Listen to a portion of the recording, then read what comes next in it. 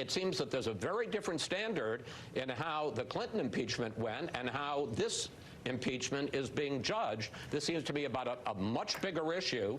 Whether or not you believe the president did it is a different issue, but it seems to me it's about an issue of foreign policy, national security, the security of our elections. It's a much bigger issue than whether or not Bill Clinton lied about sex. That was Fox News' Chis Wallace laying out fairly starkly the difference, to his mind, in the substance of the last two impeachments the country has faced.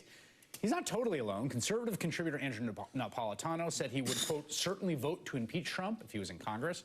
And until recently, a Republican Congressman, Justin Amash, says he's ready to do just that. In fact, he was ready to do it after the Mueller report. There are all kinds of people, and you can read them on the op-ed pages and talk to them here on the show, at the edges of Republican and conservative politics who seem to see a case for high crimes and misdemeanors. But those in the actual arena are seemingly unanimously dead set on not seeing it. Here to discuss that, longtime Republican strategist, MSNBC contributor Steve Schmidt. Good to see you here. Good to see you, Chris. Is that a fair characterization? That's sort of the way I read it right now, right? Like, there are conservatives out there, there's ex-Republicans, ex-Republican senators, ex-Republican members of Congress. There's lots of X's who are like, this is not cool. But the currents is tougher. Well, when we look at the foundation of the defense that we saw here, which is outside of the facts, which I'll get to in a second. So the foundation is that the president was mightily concerned about corruption in Ukraine, forgetting, for an instance, this is somebody who ran a fake university, ran a fraudulent charity, built all of his contractors out of the wages they had earned, and has a record of fraud that lights the night sky. And so it's extraordinary. The entire premise that he is earnestly doing the people's business in the Oval Office, focused on the American taxpayer dollar, his fiduciary responsibility to it, because there's corruption in Ukraine,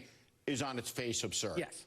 Now, we get to the facts of this, and Chis Wallace is exactly right. We go back to the Clinton impeachment, and Bill Clinton committed serious offenses. He was disbarred. He lied under oath. He lost his law license for it. He should not have done that. But if sex, while president, was the standard, we would have lost the greatest political figure of the 20th century, FDR, who died with his mistress in Warm Springs, Georgia, on April 12th, 1945. John Kennedy, Lyndon Johnson, the architect of the civil rights movement. So we saw the hypocrisy around sex in Congress play out. Newt Gingrich, Bob Livingston. So here we are in this instance. And the question is this. If this does not meet the standard, if our #1 geopolitical foe, the Russian Federation, assaulting a U.S. ally, a democratic country, the lethal aid being withheld so the president can get an investigation going to who he feels is his primary political opponent, if that doesn't meet the standard, what possibly could? Yeah. And the facts are the facts here, and the facts have him dead to rights on this issue. And so what's so jarring, and I think impeachment is terrible for the country. It's terrible. It's going to divide the country even further. It's going to delegitimize our process. But the only thing more terrible than impeachment is the idea that an American president can exist completely outside the boundaries of the Constitution, completely above the law, is unfettered to do whatever it is he or she thinks, including to their own great self-advantage. And this, to me, I mean, the real thing that I wrestle with as I watch all this play out is the facts seem pretty clear to me, and I think it's obviously an abuse of power. He won the last time in a kind of remarkable way, right? He sort of pulled this inside straight. He got these 77,000 votes across these swing states. He loses by 3 million votes, and he wins. But he wins with, there's two things that are happening, right? There's an investigation into his opponent, Hillary Clinton, and there's foreign help. And it seems to me like this is not rocket science. He just learned the lesson. Like, part of the successful ingredients in the recipe is, like, you throw in a bunch of rallies, you throw in an investigation in the pot, and then you get some foreign help in the pot, and you stir it up, and you get a win. And he's essentially trying to recreate that even now, even as he's being impeached, totally uncowed. It's extraordinary. It is what George Washington was most concerned about. This is what he warned the country about in his farewell address. He warned about factionalism, which would be translated today to this awful tribalism we see. and about foreign interference in the elections. Those are really bad. But to me, the great danger is this.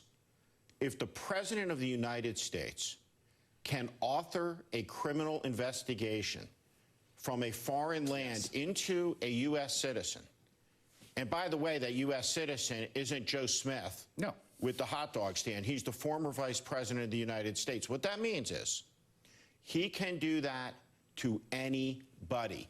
He doesn't like what you say on TV. Here's the IRS investigation. Here's the knock on the door in the middle of the night. This is a slippery slope. And one of the things that I think as we watch this play out, this is a fragile ecology. And we see it under profound strain. And what's absurd and tragic in the extreme is watching these Republicans. What is it that they stand for? What high cause does Jim Jordan shout at each and every witness for? For the unfettered ability of Donald Trump to engage in whatever corrupt act he wants because he's Donald Trump. And that phrase to me is actually a really useful one to kind of summarize the issue, author an investigation. I mean, honestly, this is what it kind of comes down to this. More than in some ways it comes down to the foreign policy or the deal with Ukraine. It's that power being abused. And we saw him try to do it. That's also what's unnerving here. I mean, he told Jeff Sessions in front of all of us on Twitter day after day, go investigate my political enemies. And that itself was disturbing. I mean, there's an argument that itself is impeachable, actually, when you go tell your attorney general to do it. But authoring an investigation gets at the issue here, which is like, in a free society, that's not how it works, and it can't work that way. It cannot be the fact that the president authors investigations, criminal investigations, people. Because the president authors them, then we're in the world that you describe. We're in a banana republic. Yes. And so we saw, going back to the election, we saw the harbingers of this, right? We saw lock her up. Yes, exactly. We saw, well, if I lose, it's not a legitimate election. We saw on the edges the systematic, constant dismantling assault on the institutions. And democracies exist and subsist not so much on rules and laws, but on norms. And he is eradicating the norms that exist in a healthy, small r, Republican democracy. And when you see these Republican members up there today, they're not disputing facts. It is incoherence in the extreme. And yet again on Sunday, we saw, and nobody should doubt whether they like him or not, Ted Cruz's IQ. Yeah. He's not a dumb guy. Oh. In fact, you listen to my podcast with him. He's a smart cookie. Very, very smart, which makes what he's doing all the more worse from some of the freak show members like Louis Gohmert that we see. When you have someone like Ted Cruz willfully, deliberately, premeditatedly making a decision, I will deliver the Russian Federation intelligence services talking points to aid Donald Trump, and I will make that primary and subordinate my oath of office, my duty to the country, and fidelity to the sacrifices, the great sacrifices from John Lewis, from Martin Luther King, to the men who stormed the beaches in Normandy, to the first Minnesota filled with immigrants that saved the Union in the critical moments of the Battle of Gettysburg. It's that breaking of faith with our history that connects us as a nation, though flawed, each generation's obligation to make it a more perfect reunion, and the rescission of our democratic norms in this tragic era is just astonishing to watch play out. That the great threat maybe to American democracy wasn't fascism and it wasn't communism in the end, it's indifference. And it's the indifference of our highest elected officials in the land. And how appalling is that? That is what we're watching day after day after day. Steve Schmidt, it's always great to have you here. Thank you. Thank you, Chris.